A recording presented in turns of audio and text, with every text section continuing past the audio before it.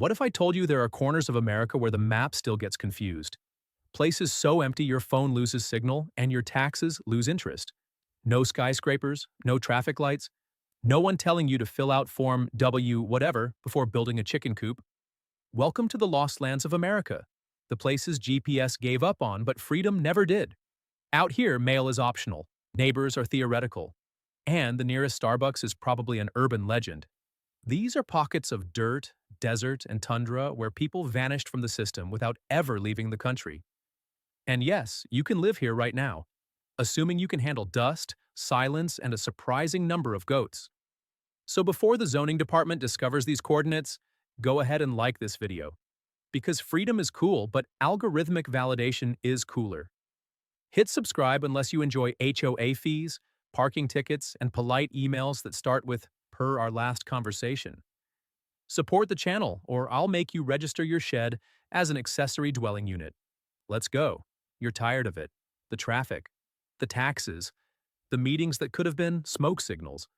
You've had enough of tipping screens asking for 25% after handing you a lukewarm muffin.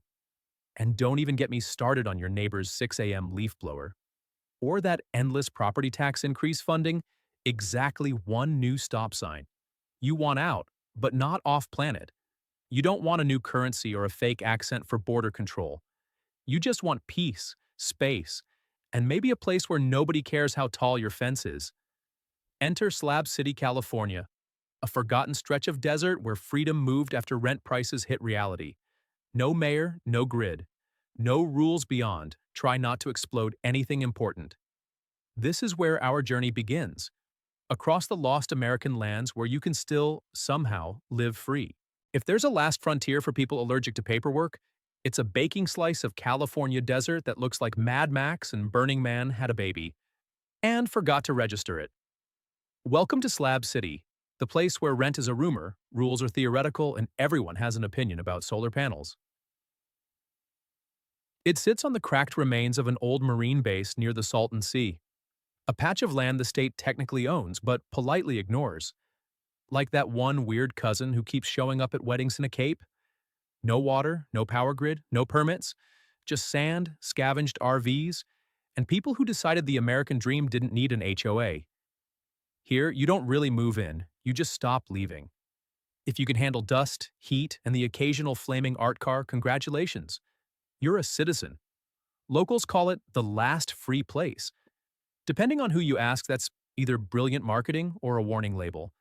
Artists, drifters, veterans, retirees, off-grid dreamers, and at least 3 people who swear they're building a utopia out of recycled microwaves.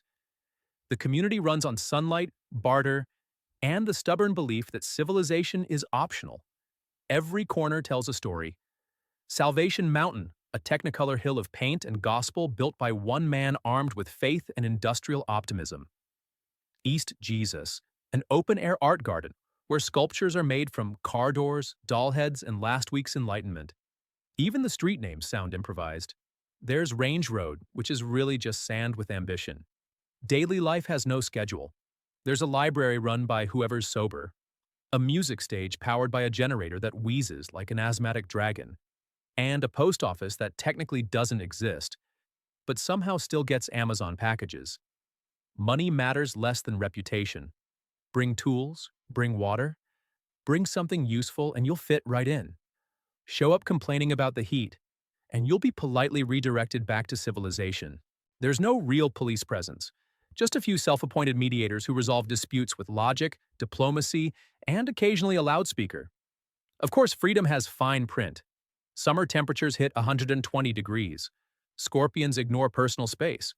Wi-Fi operates on a philosophical level. Trash piles up. Tempers flare. And every few months, someone leaves in search of air conditioning and dental insurance. But the ones who stay, they get it. They'll tell you that here you can build whatever you want.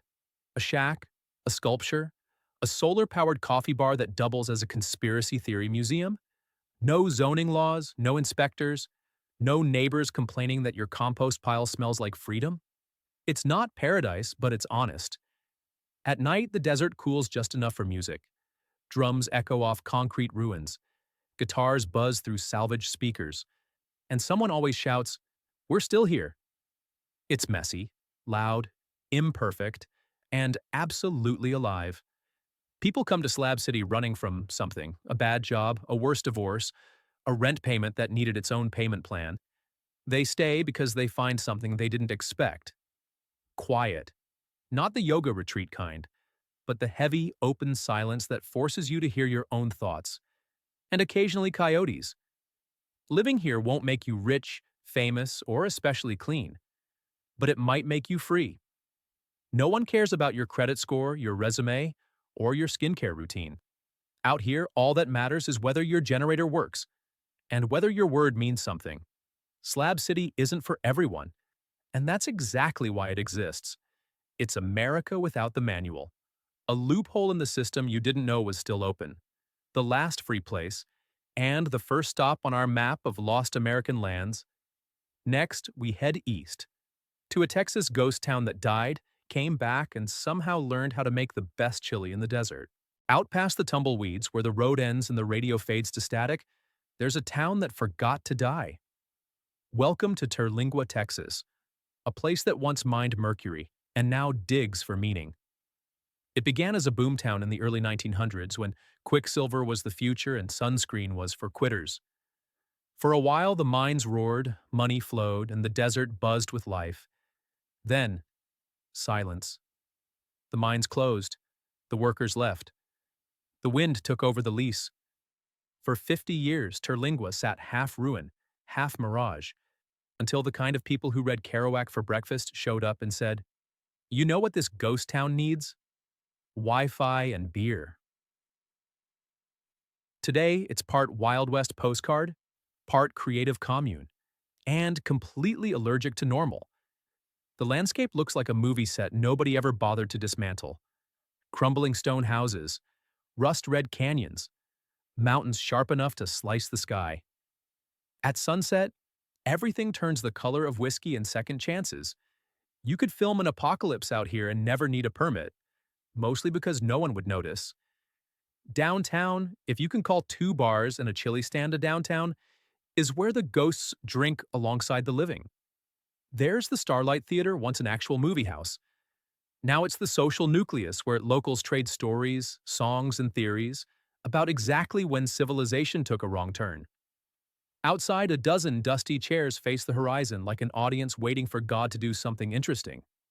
The population hovers around 100, depending on how many people remembered to pay for propane this month.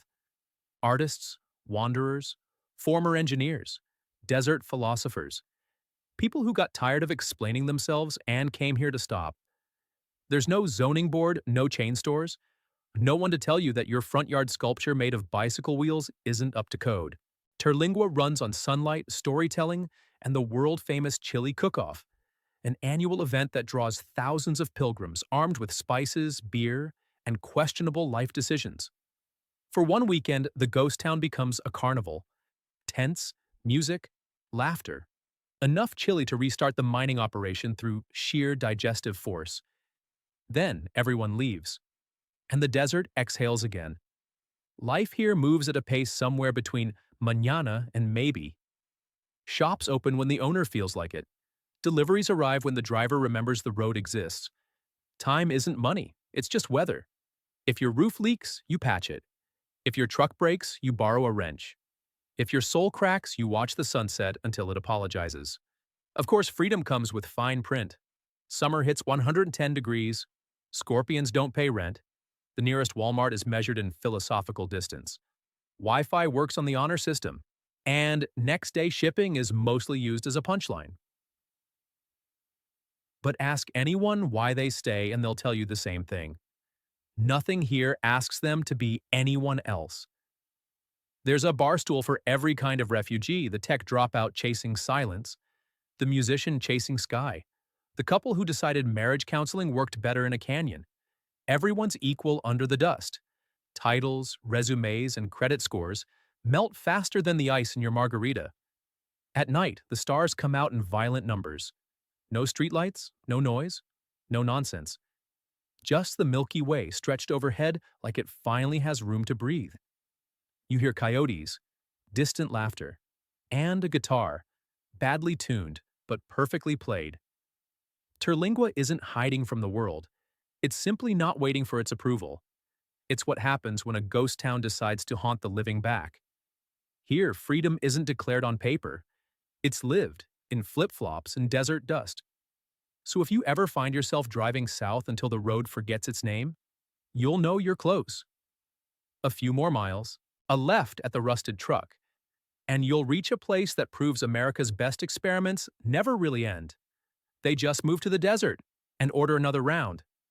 Next stop, north into Montana, where the land is endless, the rules are optional, and your nearest neighbor might be a very patient cow. Drive far enough north and you'll reach a part of America that feels like it forgot to finish loading. Miles of nothing stitched together by wind and power lines, where the horizon looks like it's still buffering. Welcome to Valley County, Montana, one of the last places where you can build your dream cabin, your bunker, or your midlife crisis compound. And nobody asks for a permit. This is freedom without Wi-Fi. The air is so clean it feels suspicious. The silence so deep you start hearing your own thoughts, and then wish you hadn't. The nearest traffic jam is a herd of antelope. Your neighbors are defined by the curvature of the earth. The county seat, Glasgow, proudly calls itself the middle of nowhere. That's not branding irony, that's geography. In 2018, the Washington Post ran the numbers and confirmed it. Glasgow is the most isolated town in the continental United States. Population about 3,000. Cows significantly more. Here, rules exist mostly as friendly suggestions. Want to build a house? Go ahead. Nobody's checking blueprints. Want to park an RV, a yurt, or a Soviet-era tank? It's your land, partner, just don't block the sunset. Zoning laws are so relaxed they might as well be in a hammock. That doesn't mean chaos. It means voluntary civilization. People here take pride in fixing things themselves, growing what they can and minding their own business with Olympic-level discipline. You'll meet ranchers, retirees, and off-grid settlers who came looking for space and accidentally found inner peace. Or at least better cell service than expected. There's a rhythm to the isolation. Days start early. Coffee tastes stronger. Weather reports are treated like divine prophecy. Winters are brutal. When the wind screams across the plains at 50 miles an hour, your eyelashes freeze and your truck starts questioning its will to live. That's part of the appeal. This is freedom that bites back. Montana's building codes are famously lenient outside city limits. In Valley County, you can raise a cabin, a windmill, or a deeply questionable art installation without asking permission from anyone except the sky. Property taxes are among the lowest in the country. Crime is minimal because who exactly are you going to rob? The people who live out here didn't get lost. They opted out. They're the kind of Americans who think privacy fences are redundant when the nearest witness is 10 miles away. They talk about town like it's another planet, and measure distance by how many thermoses of coffee it takes to get there. Life moves slower here. You don't hear sirens or car horns, just the steady rhythm of wind and cattle. The internet isn't fast, but gossip travels at the speed of light. And when something breaks, you fix it. Not because it's cheaper, because waiting for help would take longer than winter itself. But here's the thing. Freedom in Valley County isn't loud. It doesn't wave flags or shout slogans. It just exists. Quiet, open, and completely unbothered. No HOA, no noise complaints, no one asking whether your shed is up to code.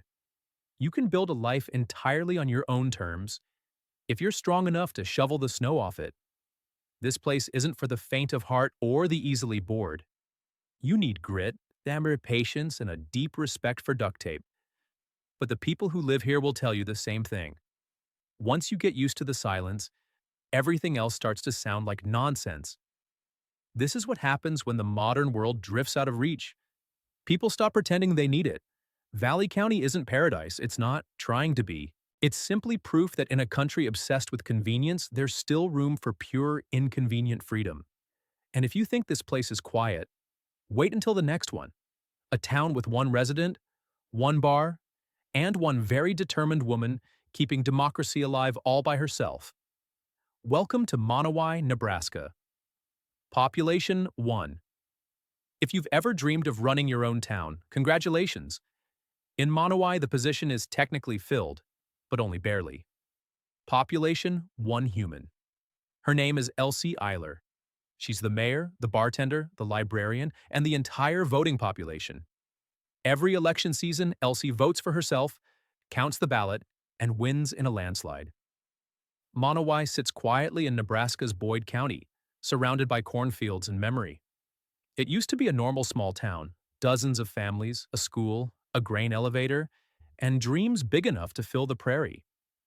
Then the young people left for cities, jobs, and climates with fewer blizzards. The older generation passed on, and sometime in the early 2000s, the census realized only Elsie remained. Most people would have left. Elsie didn't. She just kept the lights on. Literally. She pays electricity bills to the state, writes tax checks to herself, and keeps a running tab at her own bar. If bureaucracy ever needed a spirit animal, it would be this woman writing a property tax check addressed to Mayor. Me. Walk into the Monowi Tavern and she'll greet you with a smile, and probably a story about how things used to be busier.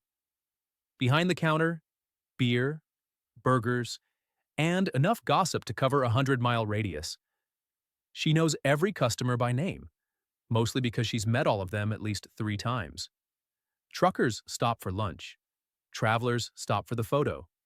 Journalists stop for the existential metaphor. Next door is the Monowi Library, founded by Elsie in memory of her late husband Rudy, the town's last librarian. Now it's just her and a few thousand donated books that outnumber the living population by, well, a few thousand. The system runs on trust.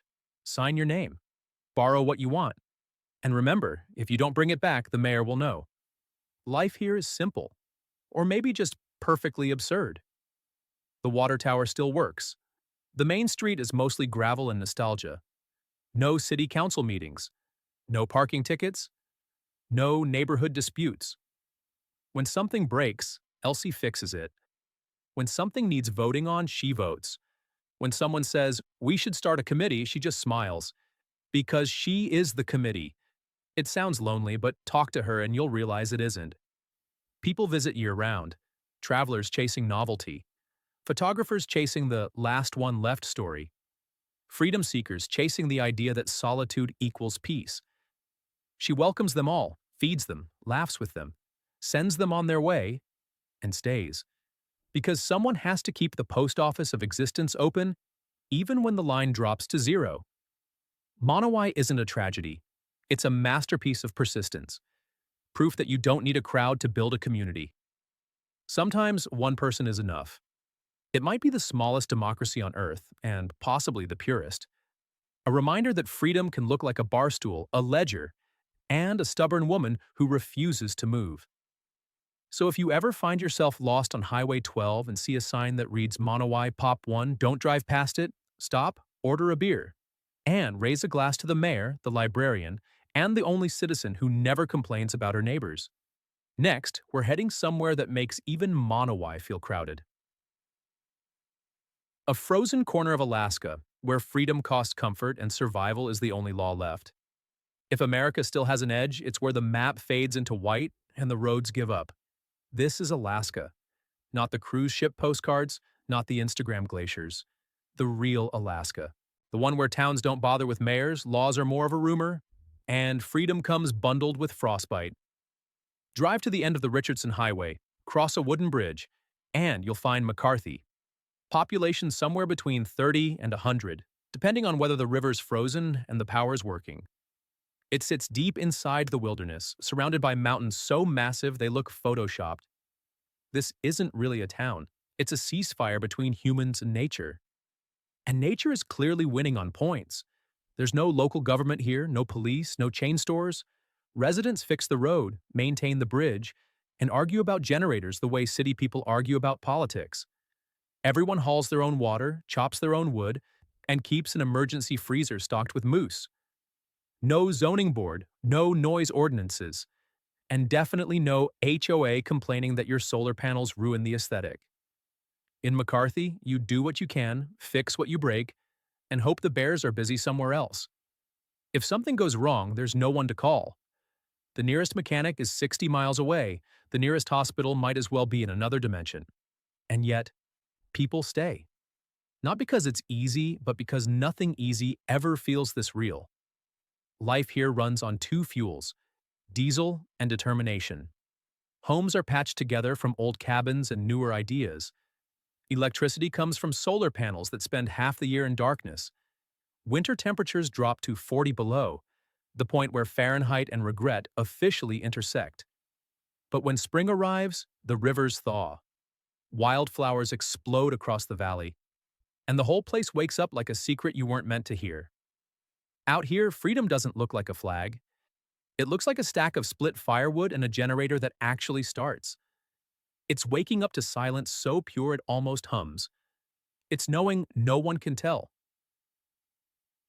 you what to do because no one's close enough to try. McCarthy isn't completely empty. There's a small lodge, a cafe that opens when it feels like it, and a handful of locals who treat every newcomer like a scientific experiment. Ask them why they live here and you'll get the same shrugging answer. Nowhere else made sense. They came chasing space, or peace, or the simple thrill of being unreachable. They found it in a valley where the mail doesn't always arrive, but the aurora does. Freedom here isn't cheap. It costs comfort, convenience, and occasionally sanity. If your roof leaks, you fix it in a snowstorm. If your food runs low, you get creative with canned beans and elk.